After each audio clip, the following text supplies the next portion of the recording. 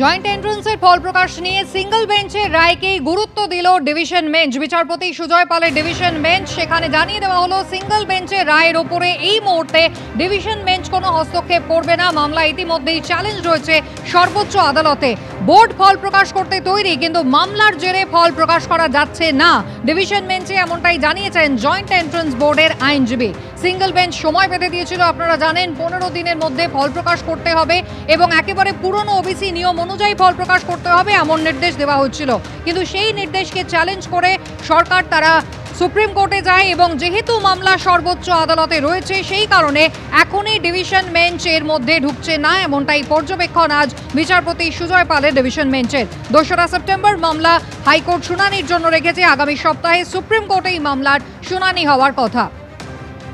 সৌভিক মজুমদার আমাদের প্রতিনিধি রয়েছেন টেলিফোন লাইনে। সৌভিক, আমরা জানি 15 দিনের মধ্যে ফল প্রকাশ করতে হবে বলে সিঙ্গল বেঞ্চে রায় দিয়েছিল, সেই রায়কে চ্যালেঞ্জ করে সরকার ইতিমধ্যেই সুপ্রিম কোর্টে গিয়েছে এবং সেই কারণে ডিভিশন বেঞ্চ আপাতত হস্তক্ষেপ করবে না। দেখো, একেবারে ডিভিশন বেঞ্চের তরফ থেকে জানানো হয়েছে যে যেহেতু এই মামলায় সিঙ্গেল বেঞ্চের স্পষ্ট নির্দেশ রয়েছে যে 15 দিনের মধ্যে ফল প্রকাশ করতে হবে এবং তাছাড়াও রাজ্য সরকার ইতিমধ্যেই সুপ্রিম কোর্টের দ্বারস্থ হয়েছে এবং সম্ভাবনা রয়েছে আগামী সপ্তাহে সুপ্রিম কোর্টে এই মামলার শুনানি হওয়ার। ফলে এই অবস্থায় কলকাতা হাইকোর্টের মাননীয় বিচারপতি সুজয় পালের ডিভিশন বেঞ্চ এই মামলার ক্ষেত্রে কোনো রকমভাবে হস্তক্ষেপ করছেন না। আগামী 2রা সেপ্টেম্বর পরবর্তী শুনানির দিন ধার্য করা হয়েছে। সুপ্রিম কোর্টের তরফ থেকে যে নির্দেশ দেওয়া হবে সেই নির্দেশের উপর ভিত্তি করে কলকাতা হাইকোর্টে পরবর্তী পর্যায়ের বিচার প্রক্রিয়া এগোবে। কুসুমিতা। সৌভিক, ধন্যবাদ। সল্টলেকে পুলিশের মারে আহত হয়েছেন একজন সরকারি আইনজীবী। অভিযোগ, শুধু সরকারি আইনজীবী পুলিশের মারে তার কোমর ভেঙেছে এমনটাই নয়, আহত হয়েছেন তার ছেলে সহ 2 জন। এই সরকারি আইনজীবী কলকাতা হাইকোর্টের একজন অবসরপ্রাপ্ত বিচারপতির ছেলে। একজন পুলিশ কর্মী ওই ঘটনায় আহত বলে অভিযোগ। সাদা পোশাকে থাকা মত্ত পুলিশ কর্মীদের বিরুদ্ধে মারধর করার অভিযোগ উঠেছে। মাথা ফেটেছে আহত একজন এসআই এর। আহত হয়েছেন একজন এসআই, তার মাথা ফেটেছে এমনটা পুলিশ সূত্রে জানা গিয়েছে। বিধাননগর পূর্ব থানায় অভিযোগ দায়ের করেছেন ওই আইনজীবী, এমনকি হাইকোর্টে মামলা দায়ের হয়েছে। আজ বিকেলে মামলার শুনানি রয়েছে। পুলিশের মারে কোমর ভেঙে গিয়েছে কলকাতা হাইকোর্টের অবসরপ্রাপ্ত বিচারপতির ছেলের, যিনি সরকারি আইনজীবী। গুরুতর আহত হয়েছেন মনোজেন্দ্র নারায়ণ রায়। মণিপাল হাসপাতালে ভর্তি রয়েছেন সরকারি আইনজীবী। গতকাল রাতে সল্টলেকের AK ব্লকে তিনি গাড়ি আনতে যাচ্ছিলেন, তার ছেলে গাড়ি আনতে যাচ্ছিলেন। সাদা পোশাকে থাকা মত্ত অবস্থায় 2 পুলিশ কর্মী তাকে আটকে তার পরিচয় জানতে চান, এমনটাই অভিযোগ। বচসা হওয়ায় আইনজীবীর ছেলেকে মারধর করা হয় বলে অভিযোগ এই সাদা পোশাকে থাকা মত্ত অবস্থায় থাকা পুলিশের বিরুদ্ধে। কথা বলবো, আবির দত্ত রয়েছেন আমাদের সঙ্গে টেলিফোন লাইনে। আবির, একদিকে এই আইনজীবীর পরিবার, তারা যেমন পুলিশের বিরুদ্ধে অভিযোগ করেছে, অত্যন্ত সাংঘাতিক অভিযোগ, সাদা পোশাকের পুলিশ মত্ত অবস্থায় ছিল, মাটিতে ফেলে বেধড়ক মারধর করা হয়েছে এমনটাই পরিবার অভিযোগ করছে। পাল্টা পুলিশও মারের অভিযোগ করেছে, এসআই এর মাথা ফেটেছে। জানা যাচ্ছে যে যিনি লিখিতভাবে অভিযোগ করেছেন 18 বছর বয়সী এক যুবক, তার বাবা পেশায় আইনজীবী, তার দাদু বিচারপতি ছিলেন কলকাতা হাইকোর্টের, এবং তার যেটা বক্তব্য যে তাকে মারধর করেছে 2 সিভিল ড্রেসে থাকা 2 পুলিশ এবং পুলিশ আধিকারিক বা কর্মী, এবং তারা যে মারধর করেছে এবং তারা খুনের চেষ্টা করেছে এমনই লিখিতভাবে অভিযোগের মাধ্যমে ইমেল মারফত তারা সেই অভিযোগপত্র পাঠিয়েছে বিধাননগর পূর্ব থানায়। এবং এই যে অভিযোগ তারা করেছে সেই বিষয়টা খতিয়ে দেখা হচ্ছে বলে পুলিশের তরফ থেকে জানানো হচ্ছিল।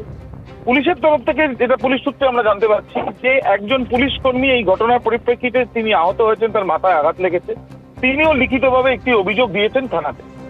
এই যে ঘটনা, যারা প্রথম যেটা অভিযোগ তোলা হচ্ছে যে আইনজীবীর পুত্র বা বিচারপতির নাতি, তাকে যখন মারধর করা হচ্ছে বলে তিনি অভিযোগ করছেন, পুলিশ তাকে মিথ্যা কেসে ফাঁসাবে এরকমও অভিযোগ তিনি করছেন, যে তাকে হুমকি দেওয়া হয়েছে।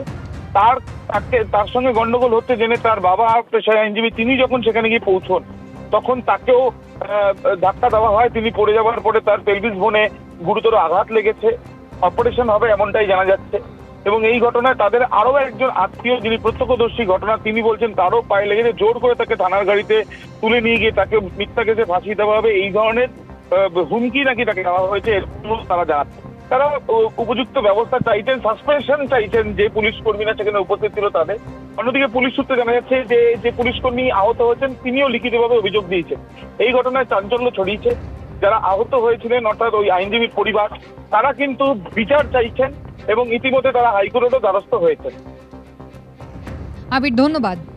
বিকেল 4:30 মামলার শুনানি রয়েছে বিচারপতি তীর্থঙ্কর ঘোষের এজলাসে। একে অপরের বিরুদ্ধে অভিযোগ। একদিকে পুলিশের ভূমিকা নিয়ে যেমন আদালতের দ্বারস্থ হয়েছে আইনজীবীর পরিবার, তেমনি পাল্টা পুলিশের পক্ষ থেকেও কিন্তু অভিযোগ দায়ের হয়েছে। আইনজীবীর ছেলে কি জানিয়েছেন ঘটনা প্রসঙ্গে দেখুন। আমার এই যে গাড়িটা আছে পিছনে, আমার গাড়িটা কালকে এখানে খুব জ্যাম ছিল, তাই বাবা গাড়িটা মাঠের সামনে পার্ক করেছিল। আমার মাঠটা জাস্ট বাড়ির পিছনে। তো বাবা আমায় বললো যে মাঠ থেকে গিয়ে গাড়িটা নিয়ে আসো। গাড়িটা যখন নিতে যাচ্ছি, আমায় দুজন সিভিল ইউনিফর্মে দুজন লোক আমায় অ্যাপ্রোচ করে খুবই রুড টোনে, জিজ্ঞেস করে আমার বাড়িটা কোথায়। আমি বলেছি এই তো এই পাড়ায় থাকি।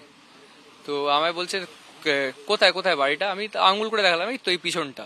তো বলে আমায় অ্যাড্রেস বলো, কত নাম্বার বাড়ি। আমি বলেছি 136। জিজ্ঞেস করলাম ওনাকে কি কাকু এক্স্যাক্টলি হয়েছেটা কি, তুমি জিজ্ঞেস করছো কেন। ওই রকমই বারবার জিজ্ঞেস করার জন্য ওনার ফর সাম রিজন মাথা গরম হয়, উনি হিট করেন আমাকে। তার বাদে ডিউরিং মানে আমার মারার সময়, যেহেতু আমি রিটালিয়েট করেছি সেলফ ডিফেন্সে, আমাকে উনি বলেন যে পুলিশের গায়ে হাত তুলেছো, তোমার পুরো ক্যারিয়ার নষ্ট করে ছাড়বো। আমি আরো অনেক থ্রেট দিয়েছে।